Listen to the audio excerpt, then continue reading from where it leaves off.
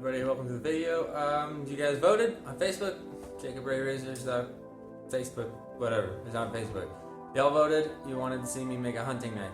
So what I decided to do was make a really simple one, so that maybe you guys could follow along. I'm gonna use the angle grinder for a lot of it, just because I feel like a lot of people have an angle grinder. They're pretty common tools. You know what I'm saying. Anyways,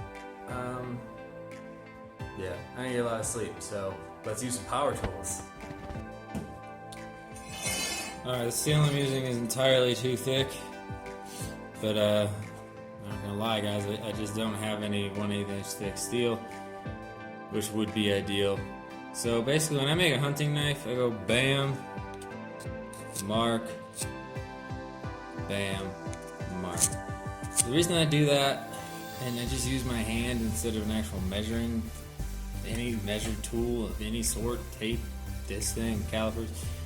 Well, when I grew up in Michigan, the blade couldn't be longer than your hand. Like, you have no issues with anybody ever, police. It was totally legal for the blade to be as long as your hand. I know that that's probably not the case. I know it's anywhere else, but in northern Michigan, it's kind of like the Wild West. And the cops are just like, alright, you know what, you can carry a knife, I don't care, just make it realistic and reasonable. So I think that the actual law states like 3.5 or 4 inches or something. And most people's hands are, well, would you look at that, my calipers are really fucking dirty, are about 4 inches. So about 4 inches right there. Our hands are about 4 inches. I'm gonna go like 5 inches on the handle, so overextend. You'll notice that this is just going to be a quick, I'm going to try and do this quickly and show you guys how to do it. So there's a 5-inch handle. I know my marking system isn't exactly visible, I'm sorry about that. Handle. It's probably spelled wrong. And then let's say 4 inches on the blade. So dirty calipers, I know. 4 inches from there, just go rip, scratch it. I know Vernier calipers are not meant to be used as sport, but guys, these are $10. They're from friggin' Harbor Freight, and I've had them for like 5 years. The batteries die on them, they're so old. So don't worry about that. Anyways, now let's just make the basic shape of a knife. I mean, there's a lot. I mean, this is where you really get a lot of freedom. My absolute favorite is I believe it's called a drop point, but I like it because one curves from front to back, like that. So this is going to be your spine. Let's add in a finger guard, which we'll just do later.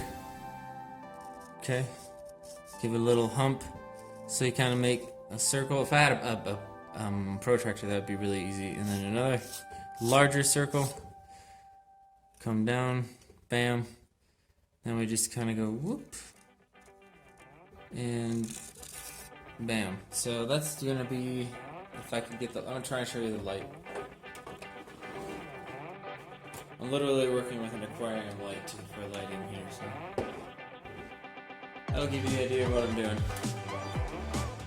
Anyways, get you guys over on the cutting end. I know you all are good boys and girls, and use all of your safety equipment. I don't need to tell you. So, use your safety equipment. If you don't see me doing it, just assume it's because I'm an idiot. Not a smart guy. Sometimes I don't use my safety equipment. Sometimes I lose it, because I have, let's just say, a problem where I start way too many projects at once. So, for example, fiberglass. Shitty thing. I'm trying to make another fiberglass hood, so I get distracted. But please use your safety equipment.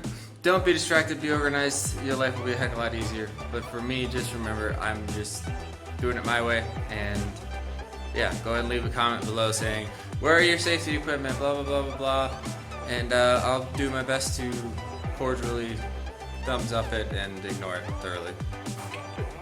Alright, see you in a sec.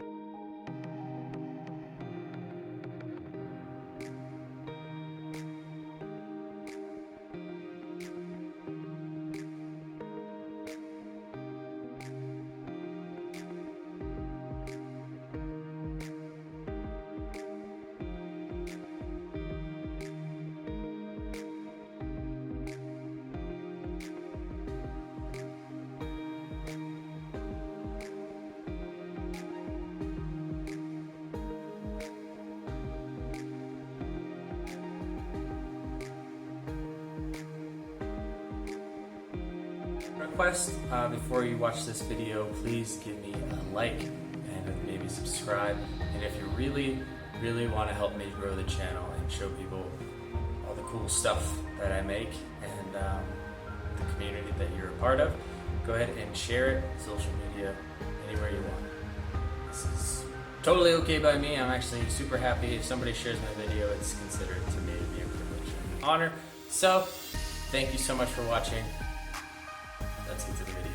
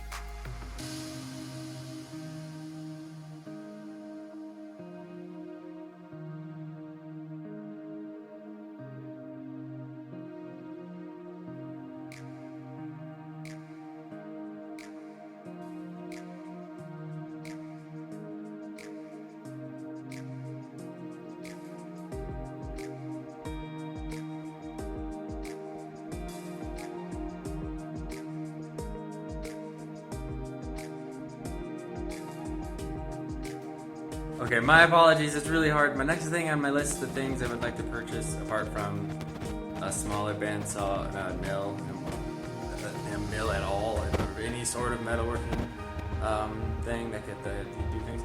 Anyways, Ace camera equipment, I would really like to get some tripod. This is one of the hardest things that I've tried to film before, and yeah, it's very difficult, so I'm gonna keep trying to get you guys angles. They might be repetitive, and my apologies. Sometimes it's unsafe to have you guys in certain areas. So yeah, back to it.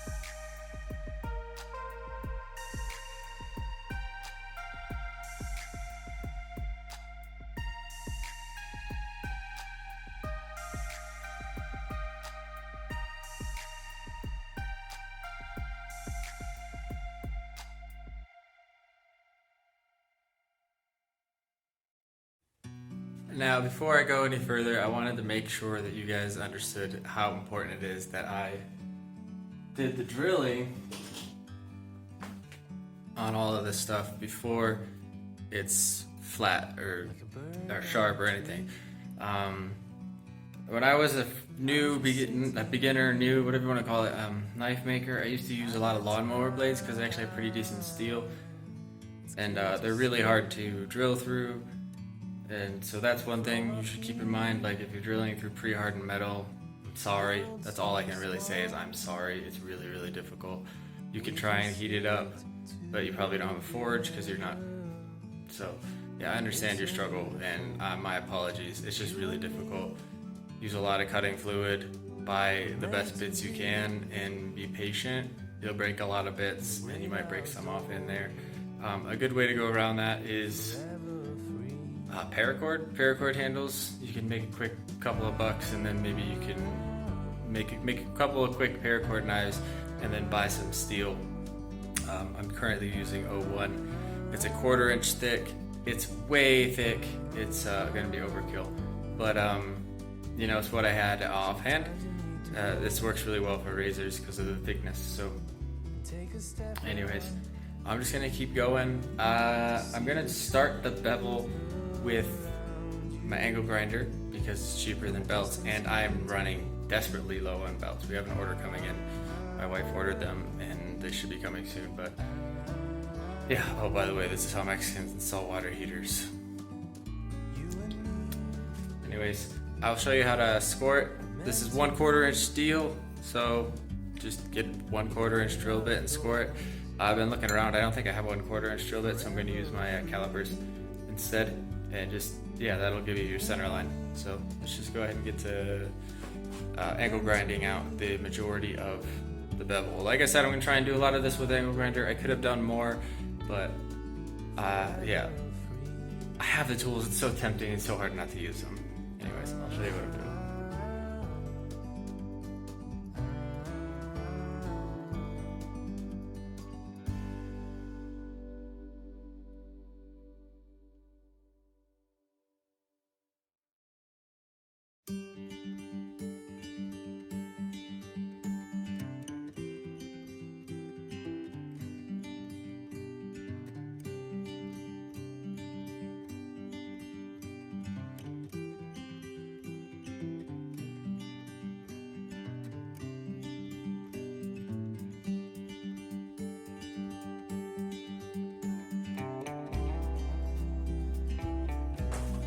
Okay, some of you more clever and experienced knife makers are saying, holy crap, dude, you're overheating that metal.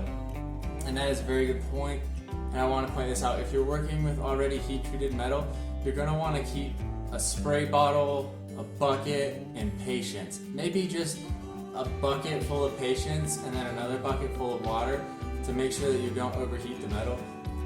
Ways to know you're overheating the metal: touch it. If it's too hot to touch, it's too hot. If it starts to change colors, it's too late. But the reason it's okay for me here is because I happen to have a heat treating oven. If you have a makeshift forge, this will work as well. What you do, it's called normalizing. You bring it up to non-magnetic temperatures. For this steel, it's 1,550 degrees Fahrenheit. 1,500 degrees. I go to 150. I go to 1550. 1,500 is perfectly fine. Just touch it with a magnet, it won't be magnetic. Anyways, normalizing is when instead of taking it from that temperature and dropping the temperature drastically, you lower the temperature very, very slowly. So maybe you set it next to your forge and just let it cool off over a long period of time. And then you have to retreat it and quench it again. Normalizing is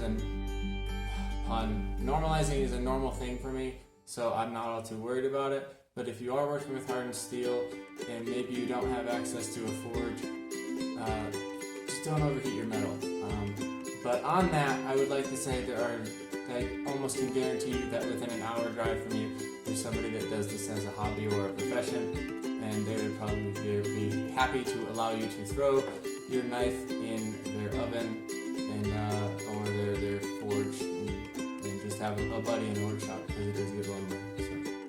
Get on Facebook, get on Instagram, get on the internet, shit, I don't know, get on the phone book, call around, do whatever you need to do, but it's better to use a forge or a heat treating oven if you can.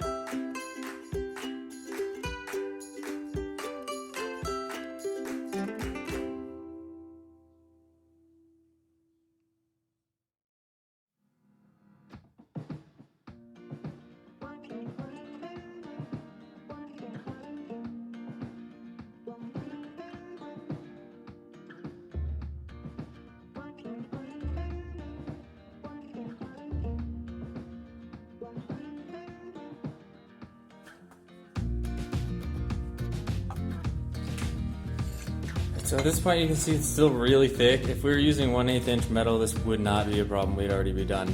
But we're not, so you can keep going with your angle grinder until you're there, but to be perfectly honest, I don't have all day. I know it seems crazy, but this isn't my hobby, this is my job, so I need to get this done, so I'm gonna take it over, flip you guys over to the grinder with some 80 grit and just start working it. So, see you guys there.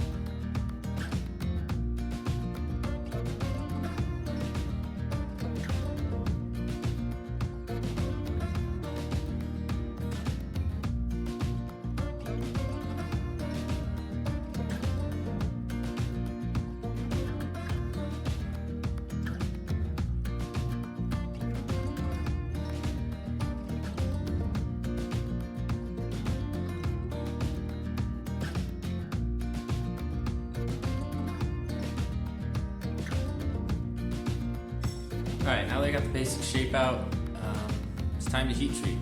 Remember, note, all the holes are drilled, the bevel is cut, but it's not, it's about 1 millimeter thick. If I go any thinner than that, I've had trouble with warpage, and I fear everyone that I know will. A couple of notes. Typically, I will skeletonize and thin out the handle. That helps a lot with balance. For this particular knife, I thought, heck, why not make it just like super beefy? So this one's going to be really simple. It's going to be, the intent is hunting. It's a hunting knife. But you never know. Sometimes when you're hunting, you need to start a fire or something like that. So it'll be tough. It'll be heavy enough to break something if you need to, a window or whatever. I did include a lanyard hole, in case you're wondering what that was. And yeah, so there she is. Pretty much that's it for this episode. I will see you after the heat treat. We'll start the next episode with quenching this bad man Majamba. Alright folks, thanks so much for watching. If you have any suggestions for handle materials, leave them in the comments below. Bye.